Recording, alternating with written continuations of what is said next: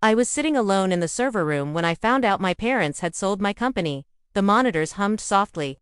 Blue lights blinking like nothing in my life had just cracked open.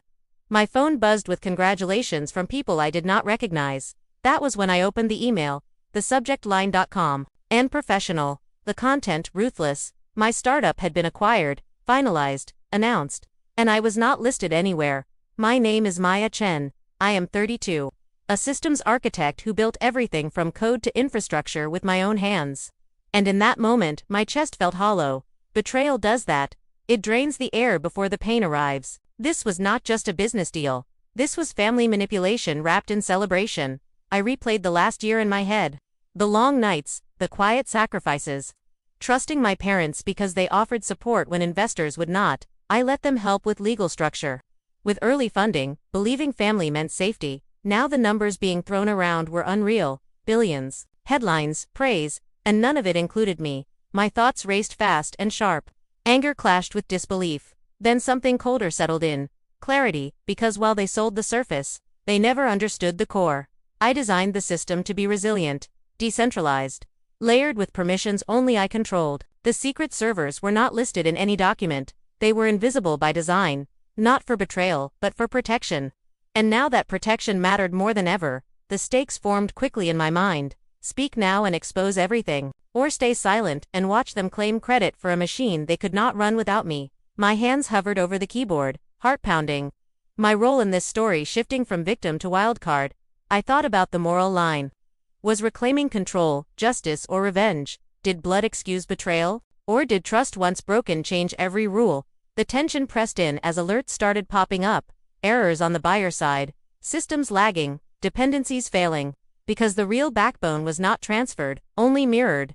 I felt a strange calm rise. Mixed with grief, mixed with resolve. This was not how I imagined success. This was survival inside success. And as I watched the first major outage report come through, I realized they had no idea what they actually bought. And the next move would decide whether I disappeared quietly or rewrote the ending entirely. Before we continue, subscribe to the channel for more powerful real-life stories, because what happened next changed everything. Looking back, the cracks in my relationships were always there, just quiet enough to ignore while I was building. My parents believed in ambition but only when it followed their vision. They praised my intelligence in public and questioned my decisions in private, framing control as concern. Growing up, I learned that approval came with conditions, and love often arrived tangled with expectations. Professionally, I carried that pattern forward. Colleagues admired my technical skill but deferred leadership decisions to louder voices. Early partners pushed me toward rapid scaling while I insisted on stability. That difference created subtle rivalries. Meetings where ideas were praised when repeated by someone else. Moments where my caution was labeled fear. I stayed focused, believing results would speak. Friendships shifted too. Some friends celebrated my long hours as dedication. Others slowly faded when I could not be available. Ambition demands trade-offs, and mine isolated me more than I admitted. The root of the conflict lived in trust. I trusted family with structure, trusted colleagues with vision, trusted that effort would protect me. My parents stepped into operational roles gradually, offering help with paperwork, investor calls, introductions, each step reasonable on its own. Together forming a transfer of visibility I did not notice until it was complete. Resentment never exploded. It simmered, because I still loved them, still wanted their pride, still believed intentions mattered more than outcomes. My internal reflections grew heavier when I noticed favoritism toward advisors who aligned with their goals. My voice softened in meetings that were once mine, yet I stayed silent, afraid that pushing back would fracture relationships I thought I needed. Foreshadowing appeared in small moments, delayed updates, documents shared late, decisions presented as fates accomplis. I felt unease, but rationalized it as stress. Professional ambition often disguises warning signs as growth pains. Emotionally, I balanced gratitude and frustration, love and suspicion, ambition and loyalty, without resolving any of it. The tension stayed under the surface, like code running without logs, functional until it fails. And as success accelerated, so did the distance between intention and control. I sensed future dilemmas forming, questions about ownership, credit, authority. And what happens when family and business collide without boundaries? Betrayal rarely arrives without rehearsal. It practices in overlooked moments, and mine were rehearsing quietly. setting the stage for a reckoning that would force me to choose between preserving relationships built on imbalance or reclaiming the role. I never meant to surrender, knowing that whichever path I chose would change how every connection in my life would function from that point forward. The first real turning point came when I requested access to the finalized acquisition documents and was told they were already archived. The tone, polite but firm, like a door closing softly. I remember staring at the screen, feeling heat rise in my neck, because this was no longer oversight, it was exclusion.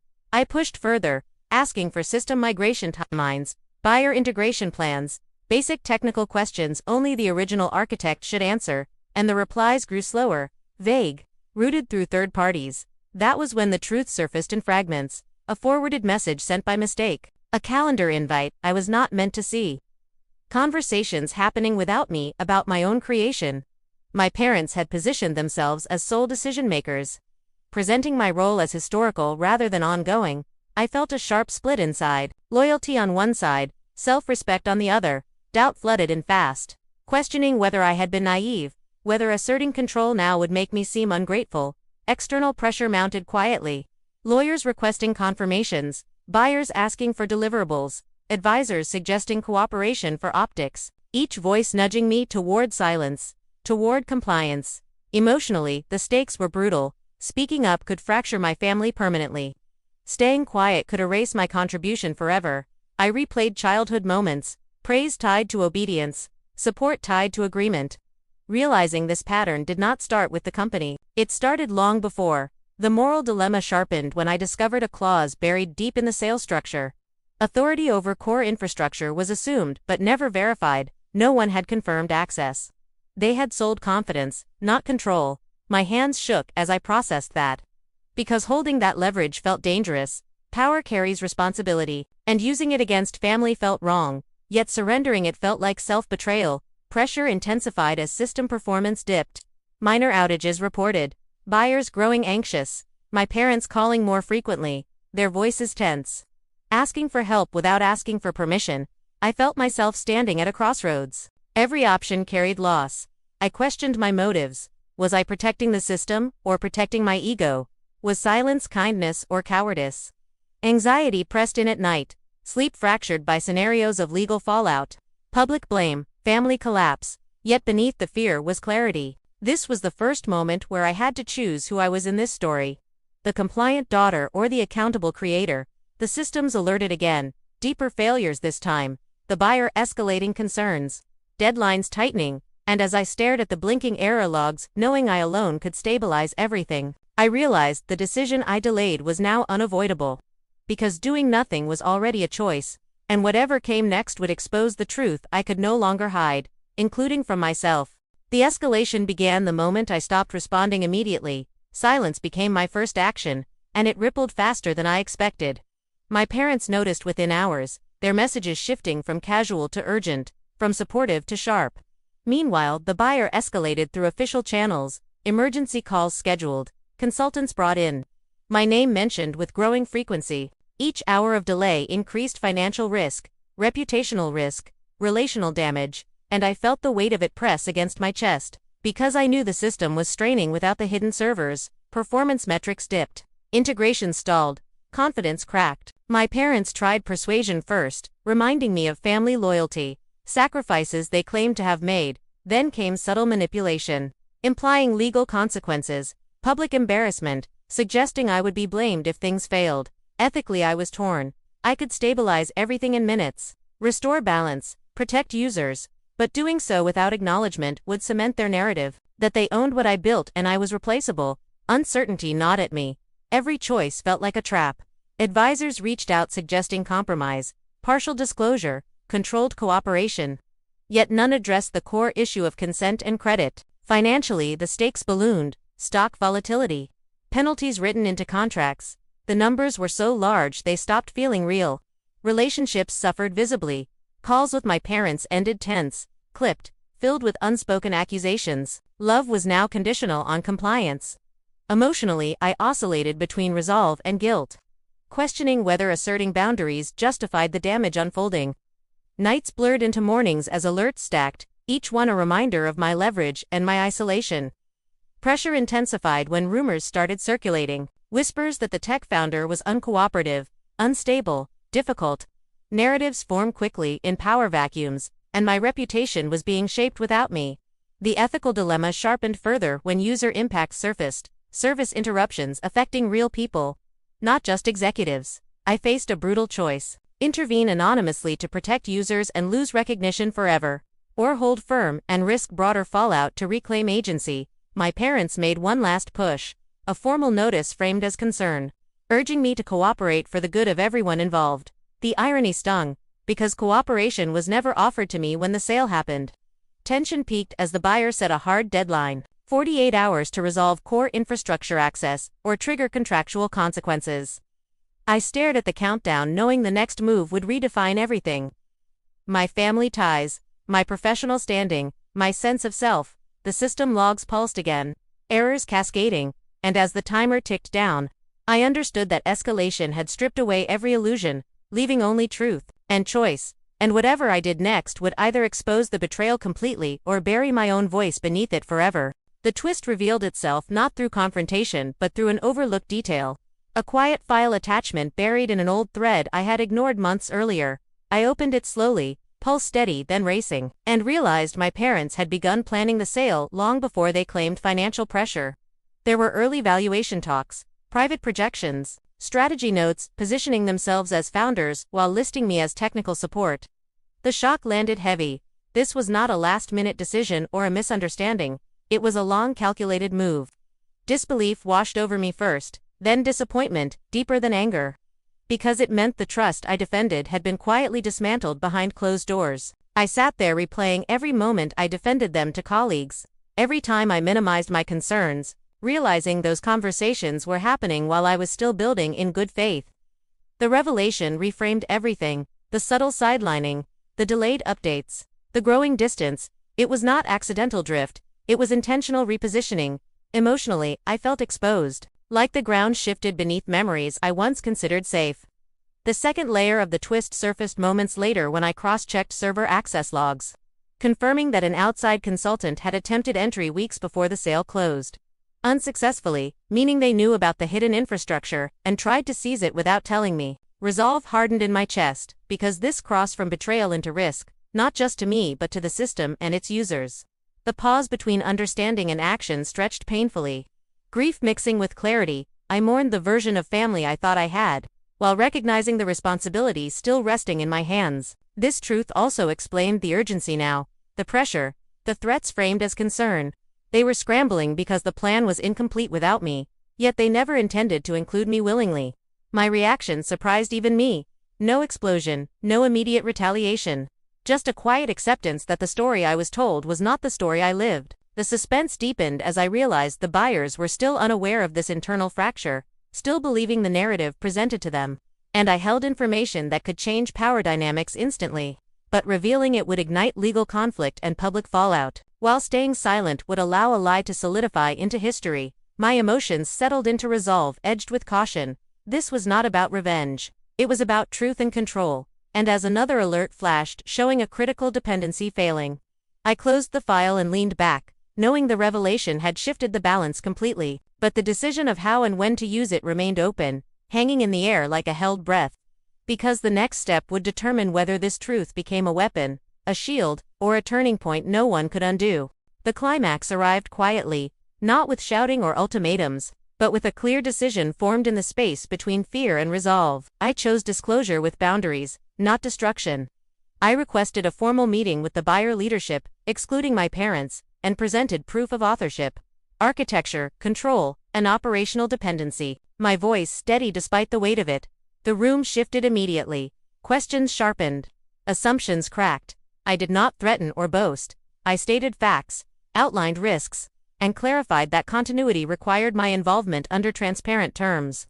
The choice affected everything at once. Financially, it paused the acquisition timeline. Reputationally, it corrected the narrative. Morally, it aligned with truth rather than loyalty built on silence. Consequences followed fast. My parents reacted with shock and anger, feeling exposed and betrayed. Calls went unanswered, messages stopped. The distance became real and painful. Yet there was relief too. The exhaustion of carrying an unspoken burden lifted. Professionally, the outcome was mixed but fair. The buyer acknowledged the oversight and renegotiated structure. My role reinstated with authority and equity, but trust was damaged on all sides. Lawyers entered, timelines extended. Stress remained. Emotionally, I felt both loss and grounding. I lost the illusion of unconditional family support, but gained clarity about my own boundaries. The system stabilized under my direction. Outages resolved. Users protected. That mattered deeply. It validated that the decision was not reckless but responsible. Still, the cost lingered. Family relationships cooled into formal distance. Conversations became sparse, cautious, layered with regret and defensiveness. I questioned whether reconciliation was possible or even healthy. The slower consequences unfolded over weeks. Public narratives adjusted. My name reappeared. But whispers remained. Some saw me as difficult, others as principled. I accepted both.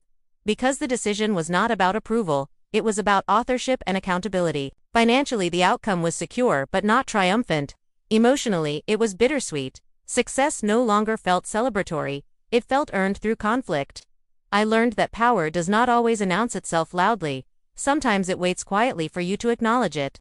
The choice I made did not restore what was broken, but it prevented deeper damage. It drew a line that could not be ignored. And as I walked out of that final meeting knowing the story would continue without a clean ending, I understood that the climax was not the confrontation itself, but the moment I chose to stand fully in my role, accepting both the cost and the responsibility that came with it, knowing that some bridges would remain damaged, but the foundation I stood on was finally my own. In the quiet that followed everything settling into place, I finally had room to reflect on what the experience taught me. Trust without structure is fragile, especially when ambition and family overlap. I learned that responsibility is not just about building something well, but about protecting it from assumptions that love alone will do the guarding. Boundaries are not acts of rejection, they are acts of clarity, and without them, even good intentions can cause real harm. I also learned that silence can feel polite while quietly erasing you, and speaking up can feel disruptive while restoring balance. Neither path is painless, but only one allows you to live honestly with your work and yourself. My relationship with my parents did not return to what it was. And that is part of the lesson too. Some bonds change when truth enters the room, not because truth is cruel, but because it removes comfort built on imbalance. Professionally, I emerged steadier, no longer chasing approval, more focused on alignment. I now ask harder questions, early document everything clearly, and separate emotional loyalty from operational control. The company continues under transparent leadership, users remain supported, and my role is defined without ambiguity. That closure matters emotionally. The journey reshaped how I measure success, not by headlines or numbers, but by whether I can stand behind each decision without regret. I do not celebrate the conflict, but I respect what it revealed. That integrity often demands discomfort before it offers peace.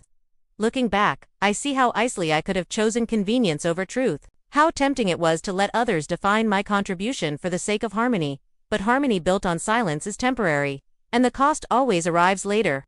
This story ends without a dramatic victory or a perfect reconciliation, and that is intentional. Because real growth often closes quietly, with understanding rather than applause. I share this not as a blueprint, but as an invitation to reflect. When your work, your trust, and your identity intersect, what do you protect first? What choice would you make if you stood where I stood, with everything you built on one side and the people you love on the other? The answer will be different for everyone. But asking the question is where agency begins, and for me, that awareness is the most valuable outcome of all.